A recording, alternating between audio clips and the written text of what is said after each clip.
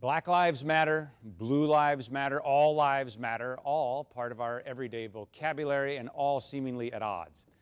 At a time when there is so much wrong in the world, what are we doing to make it right?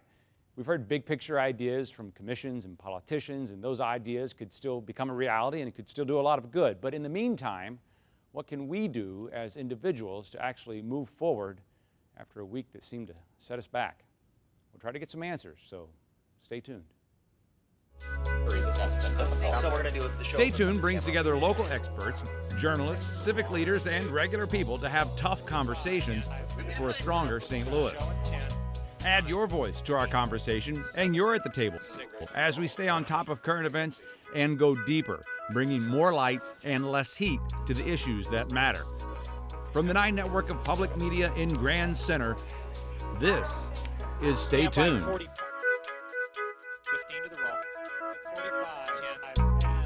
It was a painful week. Alton Sterling was shot and killed by a police officer in Baton Rouge. Philando Castile was shot and killed by an officer just outside Minneapolis. Then 5 police officers were shot and killed by a sniper in Dallas, and 9 more were injured. And then a shooting here, a Baldwin police officer shot in the back on a traffic stop in St. Louis County. A painful week that took so much and left us with so many questions. A painful week with race at the center. People all over the region are struggling with how to move forward, how to heal, how to come together, all of the things we keep saying we have to do. Tonight we ask, what kind of a world do we want to live in? And more importantly, what steps can we take to actually get there?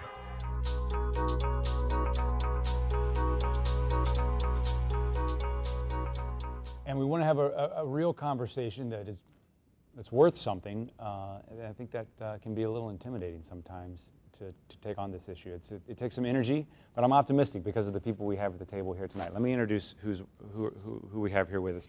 Dietra Weiss-Baker, pastor, Liberation Christian Church, and you're also involved with the Metropolitan Congregations United. Thank you, Dietra, for being here. James Croft, your outreach director over at the Ethical Society of St. Louis, and Marie Kenyon, director of the Peace and Justice Commission with the Archdiocese of St. Louis. So let me just be honest.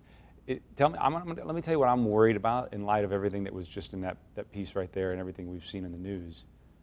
Tell me if I'm wrong to be worried, but it feels like if any progress towards understanding each other had been made since August of 2014 in our region, it feels like it's all in danger of just going away. Like we've lost any progress we might have made, and both sides. You know, I've done a lot of like kind of verbal gymnastics to not use the word sides, but there are sides, and they're mad at each other. Have we gone backwards? I mean, sometimes it feels like it. I mean, it's been a painful week, you know. Some of us have been numb. Some of us have felt a little disheartened, you know, like, you know, those of us who've been working on these issues for a while and building relationships, you know, it's like, okay, is what we're doing, does it matter? Is it making a difference if, you know, this is kind of the result? So, I mean, I agree with the pain. I guess I'm still hopeful, you know, that even though it feels like we're backwards or we're not moving, that maybe we actually are. I mean, are you worried? I was worried.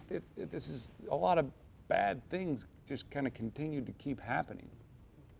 I'm worried about one very specific thing right now, which is that the shootings in Dallas and the shooting of Officer Flamion here in St. Louis will distract people from the urgent focus on racial justice in our region and turn this into a discussion about police versus people of color.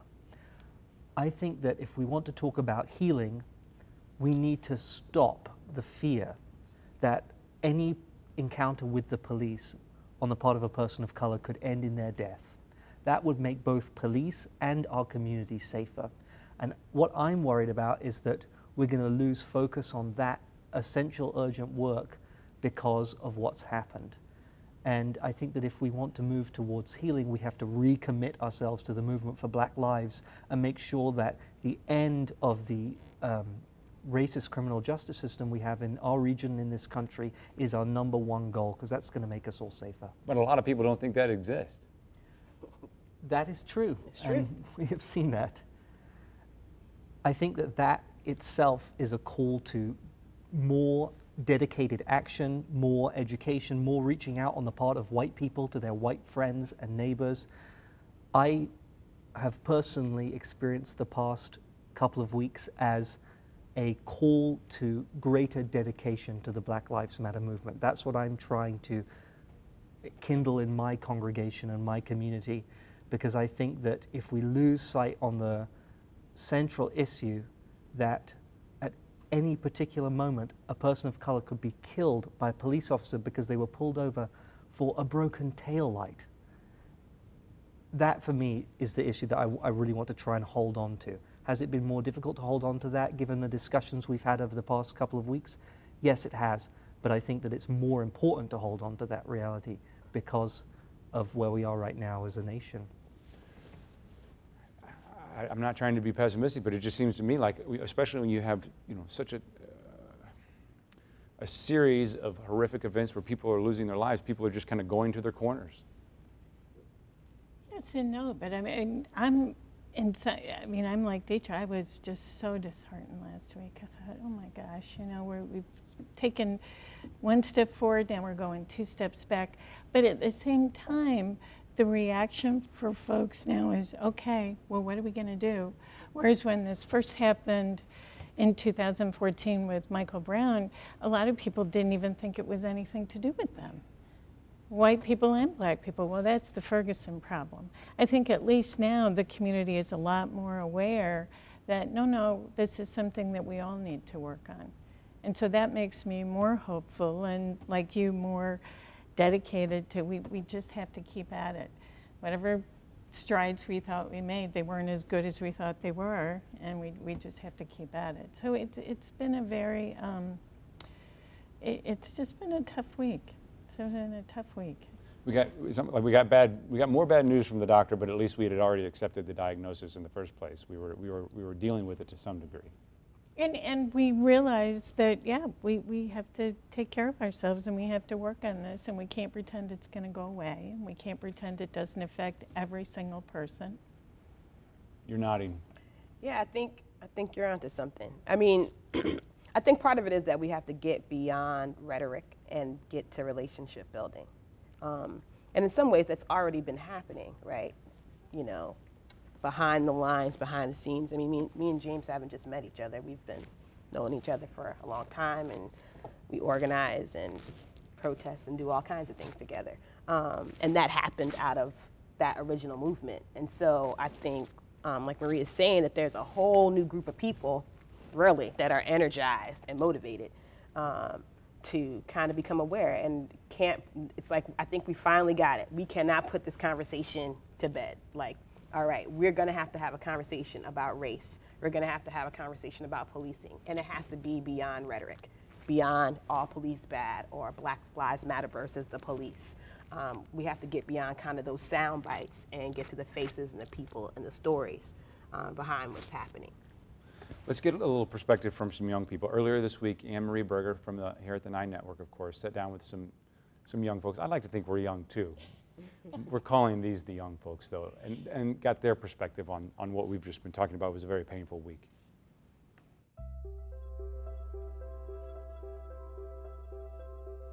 We're about a week and a half after some big things have happened in our country.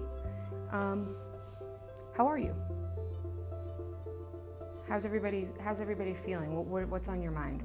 Me personally, I'm scared, confused, feeling very, my mind is very clouded, and I feel like we need change, and I'm looking to find out ways I can make a change personally and how we can make a change as a country. And I'm scared, and it hits me personally because I have 2 young brothers, and then my stepdad is a former police officer. So there's a stark divide in my household. So it's resonating very deeply personally. So me, I feel very anxious. Like you guys see me, I'm nervous, but it's more so anxiety because I never thought I would have to be surrounded by so much negativity. Obviously, there was the shooting of Alton Sterling within the past week, and then we also had the 5 police officers in Dallas within the past week as well. So, and then just the police officer who was shot in the St. Louis area over the weekend. So there's obviously a lot going on, and you know, just hope that there's some sort of environment where we can come together and discuss this like we're doing now and kind of find out what's the common ground here. How can we start to solve some of these issues, especially those that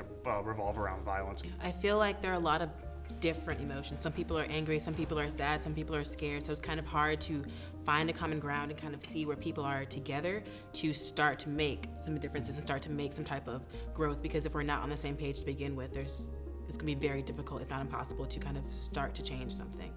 What about you, Jaquez? What are you feeling? I think more than anything, I'm confused. I just don't understand why the world could be, you know, so hateful, especially towards, you know, young men that look like me over something that we have no control over. It's like my skin color it's a crime. Literally, it's a crime to be black, and I've gotten to the point almost to where it feels. I never thought about it like this, but being black almost feels like a job. Like it's like wake up every day, I get up, and no matter what I do or, you know, what I go home to or how much I try to accomplish in a day's end, my skin color, like this is, you know, it's all they see. Do you think about being black every day? I didn't, you know, at first until all of these things started occurring. It didn't, you know, I take pride in being black, but I never thought about it until all of these things started happening. No. Do those of you who are white in the room, do you think about being white every day? No, I don't need to.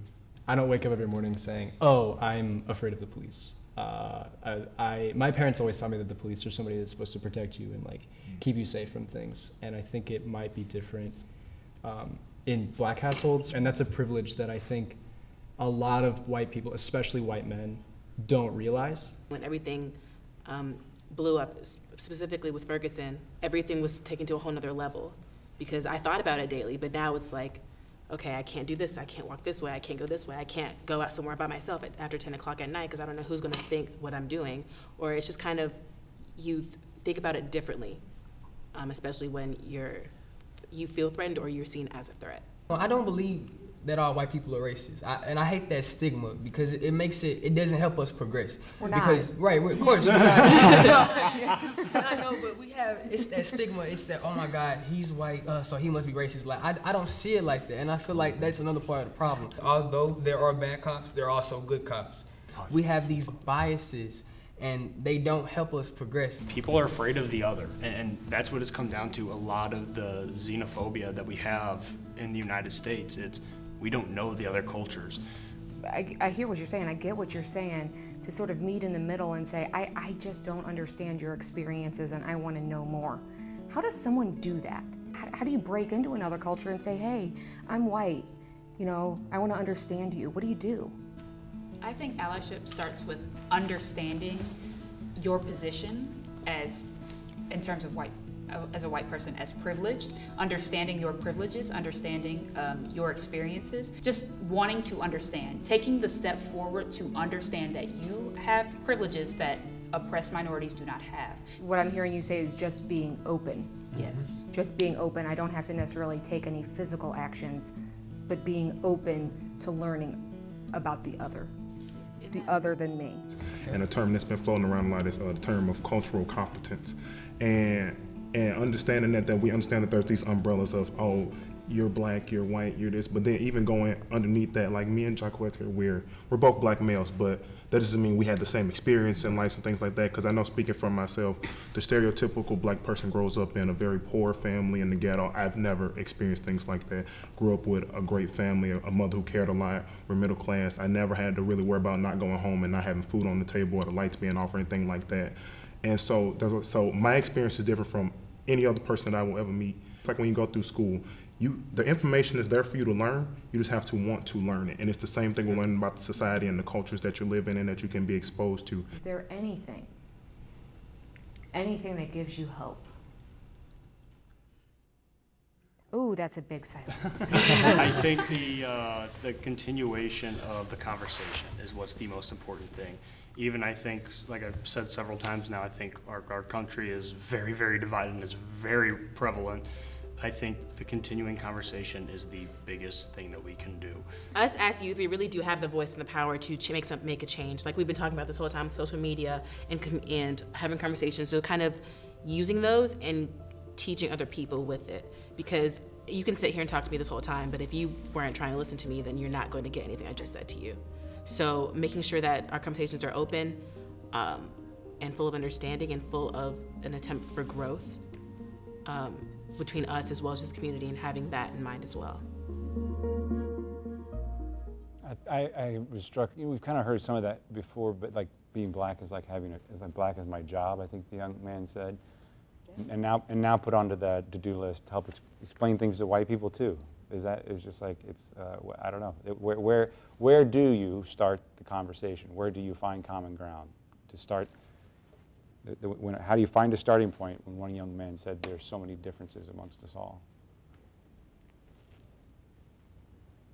Well, I think Reverend Dr. Weiss Baker said it best when she talked about the relationships that are being built through the movement right now.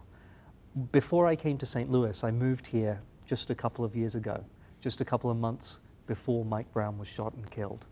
And I was not an activist for Black lives. I was not working against racism in our criminal justice system. And it was the relationships I built with people in this city and attending vigils and rallies and protests which began to open my own eyes to the problems that we're living with, to the infected wound that is racism in this country. And that's where I find my hope and where I think that we can start to build those relationships. I had to turn up to something and make a commitment to listening to people who had fundamentally different experiences of the world than I do, and believing those experiences. And that was the beginning of what I think is a long journey that I'm still on, to starting to build those relationships and understanding that I think we will need if we're going to make significant change. And I'm very grateful for that. I'm genuinely grateful for your leadership, because it's been it's had a major effect on so many people in this region and across the country. I mean, a movement was built here which has changed the world. And I think that St. Louis can be proud of that. I agree. I mean, one of the things that happened in my faith was the Archbishop was listening. After Michael Brown is when we haven't had a Peace and Justice Commission in the Archdiocese for about 20 years. And after Michael Brown, Archbishop Carlson wanted to enter the conversation and realized that our faith calls us to work on this. And that's when he started the Peace and Justice Commission again. That's when he asked me, you know, that I was offered this position. And so I think it affected everybody in different ways. I think people realize now you can't just go to church anymore and hear baby Jesus loves you.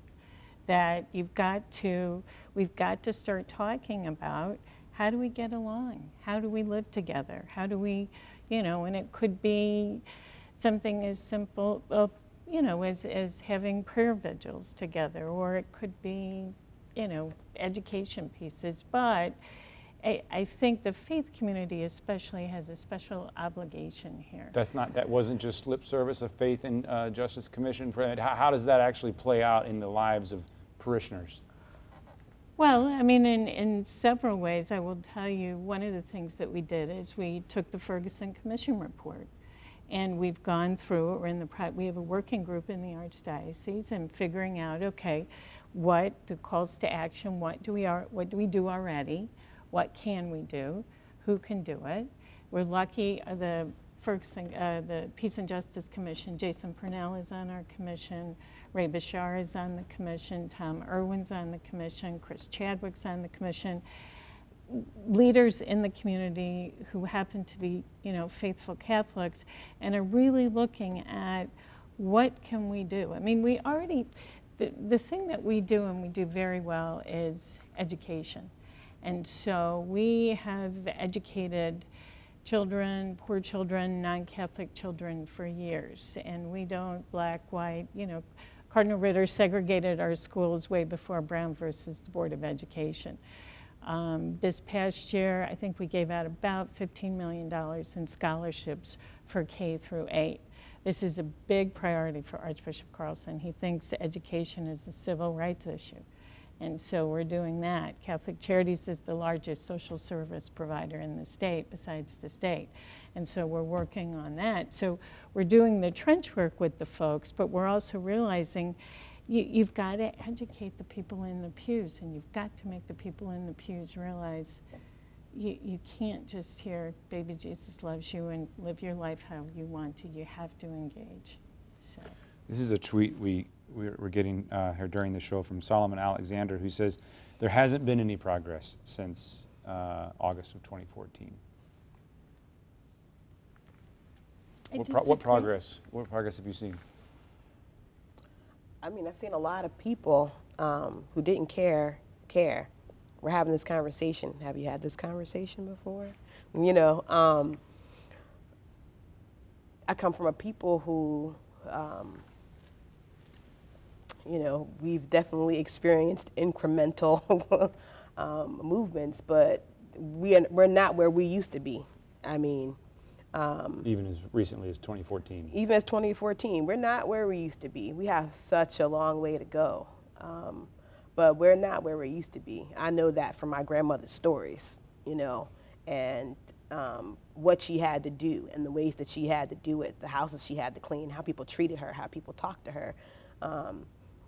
It's not that, you know, we're not dealing with racism. Obviously, we are, but we've made some movement, and I think we have to celebrate that to give us the hope to continue to do the work. And I think people are trying. Yeah. They may not be successful, they may not have these great victories, but I think a lot more people feel obligated to try. I don't know, do you think that? I agree with Deetra. I think that there has been some significant movement. I think the Black Lives Matter movement has changed the cultural conversation around race in this country. Mm-hmm. You've had presidential candidates respond directly to activists who are using chants and slogans and activist ideas that were born on the streets of this city. You have seen now, the thing that I hold on to when people tell me that protest makes no difference is the fact that now we know the names of people who are being shot. We wouldn't know the names of Alton Sterling or Philando Castile or any of the other people who have been shot in the last 2 years, because this was happening before the past 2 years. If protesters didn't now take to the streets spontaneously in any city where it happens and shut things down and make it an issue, and that in itself is progress. If we want this wound to heal, we have to recognize that our community is wounded in the first place. And that, I think, is the biggest and first step. So I agree with you, Deetra. I think there has been progress. Is there another step that's, do you see it starting to happen? This past week, Chief Sam Dotson, the St. Louis Police Chief, said that you can say Black Lives Matter and support the police, that the two aren't mutually exclusive. Do you see many folks on either side who would agree with that? That's what I mean when I'm saying about, you know, are we getting beyond the rhetoric? Talk to any, you know, Black Lives Matter leader, person on the street. There's not a hate for police. There's a hate for injustice. And so, you know, people have varying experiences. And the God's honest truth is that in Black and brown communities, we're over-policed. In Black and brown communities, there's more violence and interactions with police. People have known that for years. We don't come up with this benevolent idea of the police. That's not our interaction with the police in urban, poor, Black and brown communities. It just isn't our experience. And they don't just have to be white, you know. This is how policing is done, you know. The young lady in the youth piece there, yeah. Her house is divided, I think were her words. It's a police family and an African American family. Yeah, and so it's not that we think that all cops are bad or anything like that. I think people are pretty clear about that, but I think we're also very clear about our experiences with the police and the system of police. And you got to be honest, the country still hasn't been honest about the history of policing and how it was organized really to police brown and Black people. And so until we can address that history, until we can listen to the experiences of not just people in St. Louis, but all across the country about how they're experiencing policing.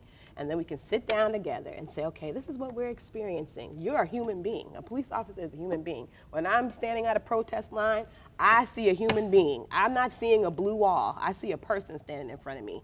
And they're always human to me. I just want to be human to them. Do you see people, are people listening? I think so. I think so. I think that, you know, there's just a lot of rhetoric around, you know, Black Lives Matter saying, you know, we don't like the police, or we're not accepting of the police. And I think, you know, Chief is just, he's stirring that up, and it's not helpful. It's like, Chief, sit down and talk to us. Have a conversation with us. We want to build relationships with you. We want to help you make the changes that need to be made. Even your own Black officers inside your department that wear blue just like you and bleed blue just like you are also calling for changes within the department. So you gotta at some point open up and say, okay, let me stop, you know, the rhetoric, and let me sit down and have a conversation. I think that was what was so impressive with the police chief in Dallas. I mean, some of his words over, you know, after the tragedy, that guy just, he is spot on. We have about 30 seconds left. So it sounds, we started out, I was asking if you had any optimism. It sounds like you do, in the fact that we're even having this conversation now. Final thoughts of in about 15 seconds that can take us out with any more optimism. We're doing the best. We're working. We're working. We're doing what we can do. We're working. We're working. We've been working. We're going to continue to work. And we're open to building relationships beyond the rhetoric. Relationships beyond the rhetoric will be our takeaway tonight. Relationships it is. Thank you all for being here and for the relationships you offered us tonight.